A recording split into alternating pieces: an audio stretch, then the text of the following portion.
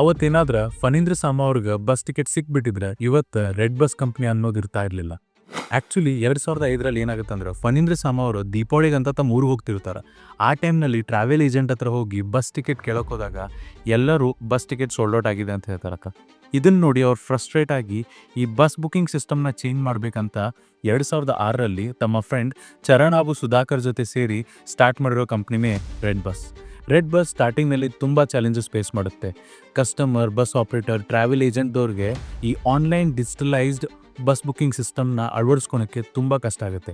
But slowly technology grow ಆದಂಗೆ ಅವರು ಈ ಸಿಸ್ಟಮ್ನ ಅಳವಡಿಸ್ಕೊಂಡ್ಬಿಡ್ತಾರೆ. ಹಾಗೆ ರೆಡ್ ಬಸ್ ಒಂದು India's leading online travel ಕಂಪ್ನಿಯಾಗಿ ಹೊರಹೊಮ್ಮುತ್ತೆ.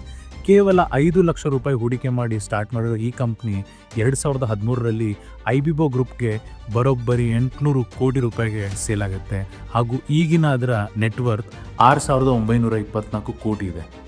But ಏನಂದರೆ ನಾವು ಅದೇ ದೀಪಾವಳಿ ಹಬ್ಬಕ್ಕೆ ಇಲ್ಲ ಬೇರೆ ಹಬ್ಬಕ್ಕೆ ಏನಾದರೂ ನಮ್ಮ ಊರಿಗೆ ಹೋಗೋಕ್ಕೆ ರೆಡ್ ಬಸ್ನಲ್ಲಿ ಬಸ್ ಟಿಕೆಟ್ ಬುಕ್ ಮಾಡೋಕೆ ಹೋದರೆ ನಮಗೆ ಟಿಕೆಟ್ ಏನೋ ಸಿಕ್ಬಿಡುತ್ತೆ.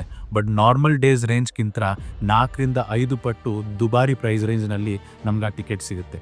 ಇದ್ರ ಬಗ್ಗೆ ನೀವೇನು ಹೇಳ್ತೀರಾ? ಕಮೆಂಟ್ ಸೆಕ್ಷನ್ನಲ್ಲಿ ತಿಳಿಸಿ ಆ್ಯಂಡ್ ಸ್ಟೇ ಟ್ಯೂನ್.